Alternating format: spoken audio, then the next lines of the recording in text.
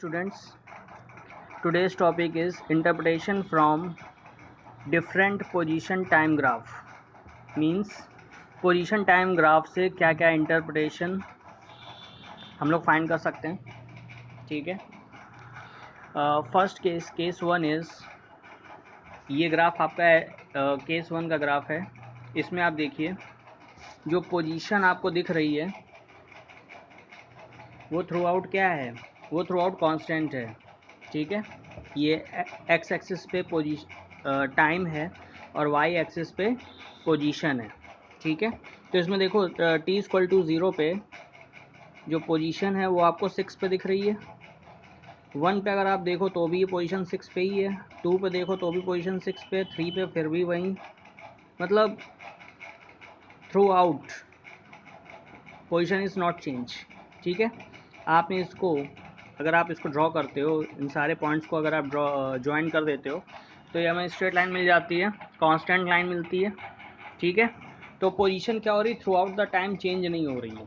इसको आप प्रैक्टिकली ऐसे समझ सकते हो कि जैसे मैंने t इक्वल टू 0 पे आपको देखा तो आप अपने घर पे हो, 1 पे देखा तो भी घर पे ही हो, 2 पे देखा तो भी घर पे हो, 3 पे देखा तो भी घर पे हो, 4 पे देख रहे हैं तो भी घर पे हो, 5 पे देख रहे हैं तो भी घर पे हो.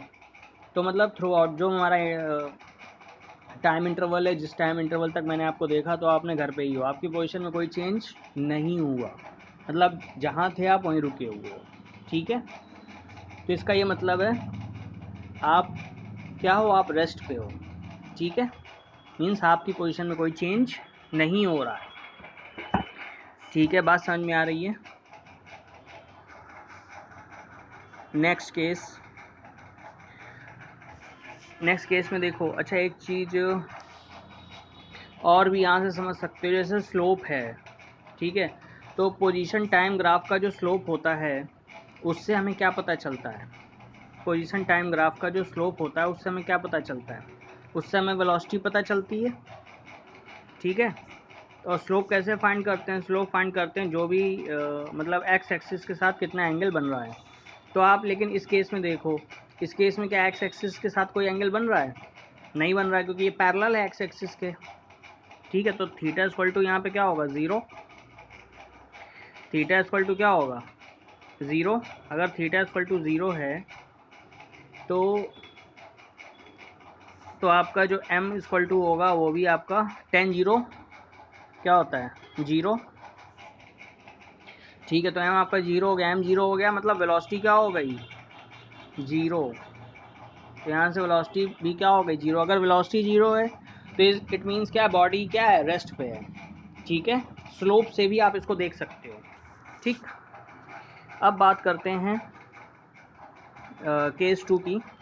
तो केस 2 में देखो, ये जो ग्राफ आपको दिख रहा है, केस 2 में जो ग्राफ है वो आपको इस तरीके का दिख रहा है, ये.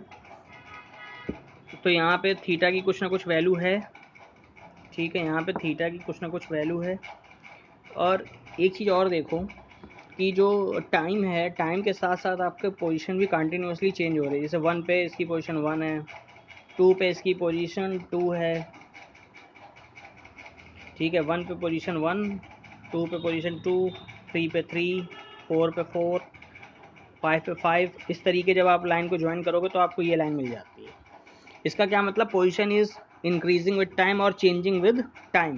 सो body is in uniform motion, it covers equal distance in equal time interval. ठीक है. So graph is straight line, graph straight line है. ये बात समझ में आ रही है.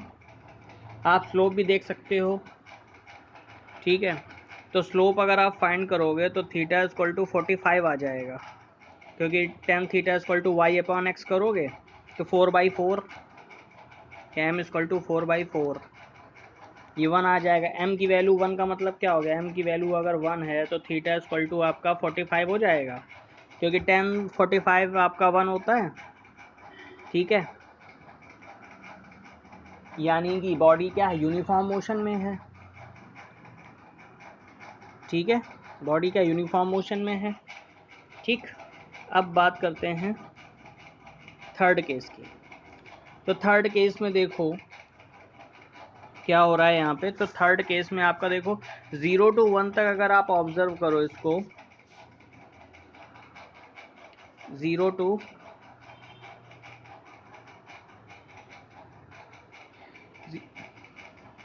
to 1 तक ऑब्जर्व करो, तो ये जो है रेस्ट पे, ये पोजीशन में कोई चेंज, ये पोजीशन है, ये टाइम है, तो पोजीशन में 0 to 1 तक कोई चेंज नहीं आया है। इसका क्या मतलब है, तो इसका ये मतलब है कि 0 to 1 तक जो बॉडी है वो किस पे है, रेस्ट पे है।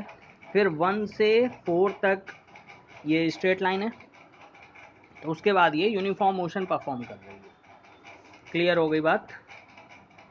उसके बाद ये देखिए कंटिन्यूसली इंक्रीज कर रहा है ऐसे ही, तो इक्वल टाइम इंटरवल में इक्वल ये आपका डिस्टेंस ट्रेवल कर रहा है, पोजीशन चेंज हो रही है, तो इसलिए इसको हम क्या बोलेंगे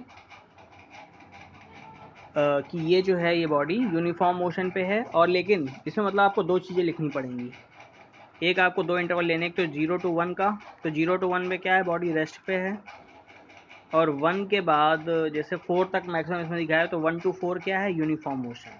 ठीक है, 1 to 4 क्या आप लिखोगे, यूनिफॉर्म मोशन।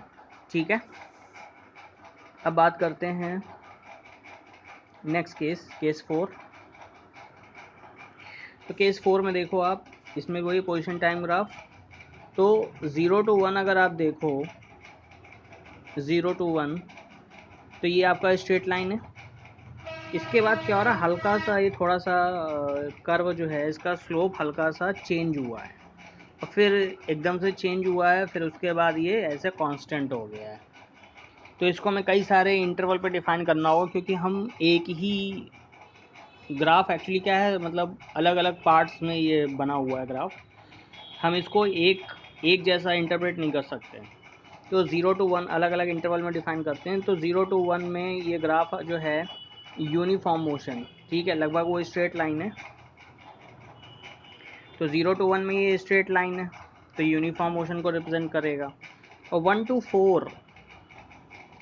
4 क्या है, ये थोड़ा सा मतलब हल्का सा क्या है, लीनियर भी हो रहा है, मतलब नॉन लीनियर हो रहा है, कुछ भी मतलब थोड़ा सा चेंज हो रहा है ऐसे। ठीक है, ये ऐसे हो रहा है नॉन लीनियर, तो ये नॉन यूनिफॉर्म मोशन है, या ऐसे बोले मतलब थोड़ा सा इसमें चेंज आ रहा है, वो जो स्ट्रेट लाइन थी वो ब्रेक हो रही है, आप ये समझ लो। ठीक है, तो इसमें क्या, ये नॉन यूनिफॉर्म मोशन हो गया, जहाँ पे आपकी स्ट्रेट लाइन ऐसी जानी चाहिए, अगर ऐसे ना जा करके वो कुछ ऐसा कुछ ऐसा भी हो गया, तो इतना पोर्शन आपका फिर वो नॉन यूनिफॉर्म में आ गया। ठीक है, बात समझिएगा, मैंने आपको इसीलिए यूनिफॉर्म मोशन और नॉन यूनिफॉर्म मोशन क्लियर किए थे। ठीक है, तो इसमें देखिए दोनों के ग्राफ भी आपको बताए थे मैंने। ठीक, तो इसमें क्या होगा, इसमें फिर यहाँ तक ये नॉन यूनिफॉर्म मोशन है, और ये जब 5 तक अगर आप देखें, 4 to 5 अगर आप देखें, ठीक है, तो 4 to 5 ये आपका नॉन लीनियर है। 4 to 5 मतलब ये इस टाइप का ग्राफ है, इस टाइप का, तो ये क्या है, ये नॉन लीनियर है। ये लीनियर नॉन लीनियर ये सारे इंटरप्रेशन ये आपको और फर्दर आगे आपको एक्सप्लेन किए जाएंगे, अभी आपको बस कल समझना है चीज़ों को। ठीक है, ये समझने के लिए कि आप समझ सकें ये ग्राफ है क्या बेसिकली। तो ये 4 to 5 ये नॉन लीनियर है। ठीक है, और ये फर्दर जो 5 के बाद जो आपको दिख रहा है, 5 के बाद जो आपको दिख रहा है, ये आपका फिर से वही कांस्टेंट हो जाता है। ठीक है, ये आपका फिर से कांस्टेंट हो जाता है। ठीक है, तो ये कांस्टेंट होने का मतलब क्या हो जाएगा, स्लोप 0 हो जाएगा। स्लोप 0 का मतलब बॉडी इज एट रेस्ट, यानी कि नो मोशन। ठीक है, अब जैसे लास्ट में एक ग्राफ आपका और गिवन है, ये वाला ऐसा, तो इसका आपने कल आपने स्लोप इसका फाइंड किया था, तो इसका स्लोप क्या आया था, -1। स्लोप इसका -1 आया था, यानी कि जो इसकी वेलोसिटी है वो क्या हो रही, डिक्रीज़ हो रही, यानी पोजीशन पहले इसकी ज़्यादा थी, अब पोजीशन ये कहाँ से, मतलब ये 0 पे आ रहा है। ठीक है, यानी कि इसमें ब्रेक लग गया होगा, इसकी वजह से ये क्या हो रहा है, ये 0 पे आ रहा है, यानी कि पहले कुछ वेलोसिटी होगी फर्दर, अब वेलोसिटी क्या हो रही, डाउन होकर 0 पे हो रही है। ठीक है, तो इसका ये मतलब है कि यहाँ पे वेलोसिटी डिक्रीज़ होकर 0 हो रही है, केस 5।